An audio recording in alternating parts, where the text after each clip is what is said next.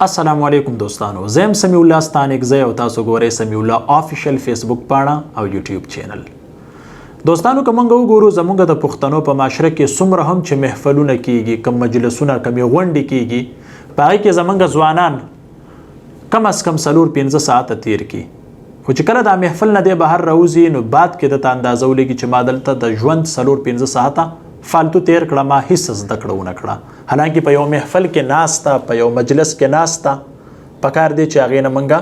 څه ناسه زده کړه وکړو چې په ژوند کې هغه موږ له فایده راکړي. د بده مرغه موږ همیشه په داسې محفلونو کې ناست یو چې هغې نه موږ زده کړه نه وي کړي. آخر وجه څه ده؟ مین وجه دا ده چې په کم محفل کې ته ناست وې، تا د ژوند 4-5 ساعته تیر کړله، په هغه محفل کې چې کم خلک ناستو د هغوی په خبره کې اثر نه و، د هغوی په محفل کې اثر نه و.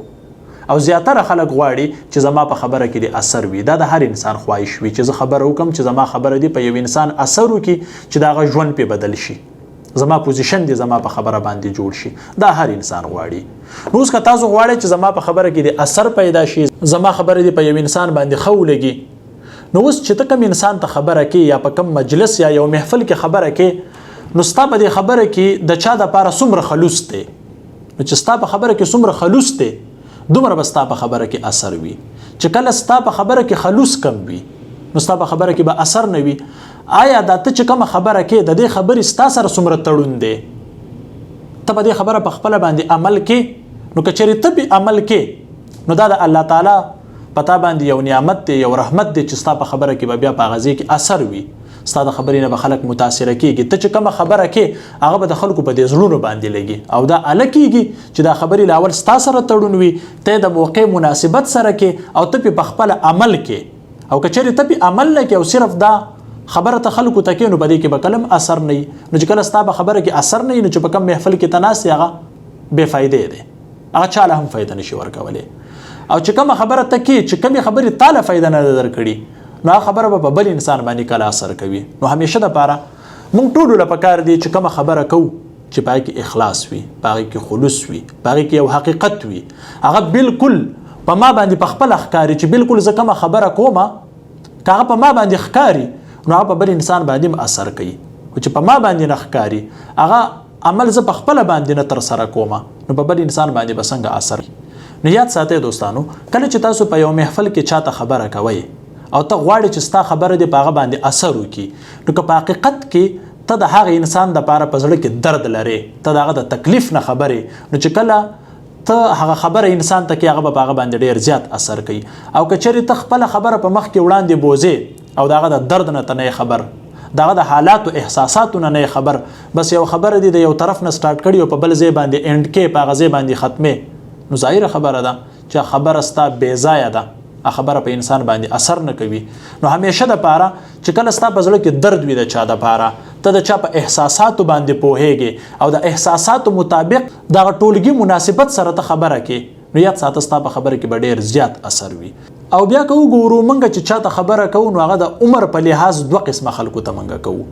یو د ځان نه کشرانو خلکو ته او یو د ځان نه مشرانو خلکو ته. نو یاد ساتئ، مشرانو خلکو ته چې کله موږ خبره کوو، بیا هغه خلک چې د 13 کالو نه واخله تر 40-50 کالو پورې څوک عمر لري، په هغوی باندې به ستا خبره ډېر کم اثر کوي، یا به په تا کې هغه کوالټي نه وي، په تا کې به هغه سکلز، هغه هنر به په تا کې نه وي چې ته هغه ته په صحیح طریقه باندې پوهېږې. نن سبا هر انسان تقریبا ځان ته دړی وایي، نو چې ته هغه پوهېږې هغه وایي ته ما ته دا خبرې مه کوه، زه په هر څه باندې پوهېږم. نو موږ به بیا کوشش کوو چې کوم زموږ ینګ جنریشن دی، نوې کل دی، یعنې زموږ نه چې کم کشران وي، نو په خپله خبره کې دومره اثر غورځېدل پکار دی چې په هغه باندې اثر وکړي. ځکه چې ملک لا، یو قوم لا، یوې معاشرې له ترقي ورکوي، نو دا ینګ ځوانان نوې کل ورکوي. نو پکار دی چې زموږ خبره په نوې کل باندې اثر وکړي، او په نوې کل باندې به اعلی اثر کوي زموږ خبره. چې کم عمل زه په خپله باندې کومه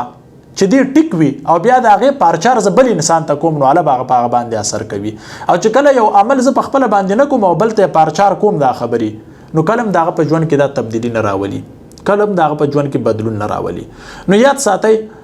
د 1 کال نه واخله تر 2 کالو پورې دې ټیم کې ډېر زیات دا ډېر اهم ټایم دی د ماشومانو دپاره چې د دوی یو ښه تربیت وشي. نو د ښه تربیت دپاره یو ښه اثر والا خبره کول پکار دي. هغه څه کول پکار دي چې هغه د ماشوم په ژوند کې بدلون راولي، هغه بدلون د بیا مستقبل جوړي. نو که موږ وګورو څومره چې زموږ ماشومان دي دا اصل کې د یو کال نه واخله تر 2 کالو پورې دا یو قسمه بنیاد جوړېدل دي. نو څنګه چې موږ بنیاد شروع کو د یو کور یا د یو بلډینګ بنیاد موږ شروع کو او لاولنې چې کوم خخته پاغي کې موږ یګدو لاولنې چې کوم کانې تیګه موږ پاغي کې یګدو کچري هغه تیګه یا خخته موږ کګه کې خودا او داغه د پاره بیا ته نفلونم کې او داغه د پاره ته منځونم کې او ته دعاګانې مغواړې نو یاد ساته ستا بنیاد به خراب وي. نو کچري موږ دغه ماشومانو تربیت په صحیح طریقه باندې د یو کال نه واخله تر 2 کالو پورې ونکو یا زمونږ په خبره کې هغه اثر نه وي کم اثر چې ماشوم ته پکار دی طالب علم له پکار دی نو یاد ساته تا دغه بنیاد خراب کو او دا ماشوم چې خرابېږي نو د یو کال نه واخله تر 2 کالو پورې خرابېږي. ته چې هغه ته کبي خبرې کې کم محفل کې ته دغه سره کېنې پاسې کم از دکړه چې تاغله ورکې کچري داسې لاول پتا کې نه پاغه کې چری هم نشی راتلې ځکه چې د ټولو نه غټه اکیډمي د ټولو نه غټه کومه مدرسه چې د مور او پلار غېږه ته د بچی د پاره او دا د یو کال نه واخله تر 2 کالو پورې وي. د ټولو نه زیاتره وخت چې دی دا ماشوم هغه په کور کې تیری په سکول کې دی زیات نه زیات 4 نه واخله د 15 ساعتو پورې تیری که په کور کې مونږ وګورو تقریبا 13 نه واخله تر 19 ساعتو پورې دی په کور کې تیری. نو د ټولو نه غټه اکیډمي د ماشوم د پاره کور دی او داغه د پاره داغه مور او پلار دی. مور او پلار به داغه تربیت په صحیح طریقه باندې کوي او مور او پلار حاله د بچی تربیت په صحیح طریقه باندې کولی شي چې کله داغه په خبره کې اثر وي کله چې د خپل بچی ته سوي اغل اول پاغه کې وي هغه پاغه باندې ښکاری چې داغه نه زوی متاثر شي کله چې هغه ته چې داغه سره روټۍ ته کینی ډوډۍ خوري یا مطلب ناسته پاسته کوي هغه ستا عادتونه نوٹ کوي هغه په خپل ذهن کې د ځان سره یګدي او چې کله ستا عادتونه خراب وي ظاهره خبره چې تاسو کوم اولاد دي تاسو کوم ماشومان دي دا غوي مستقبل به خرابېږي دا غوي بنیاد به خرابېږي څنګه چې تاسو تمام مخ کې وي چې لاولنې خخته تا به ځای کې خودا او هغه کګي نو دا بیا نه په منځونو دا نه په اودسونو دا نه په دعاګانو باندې دا ځکه چې بنیاد به ته صحیح شروع کې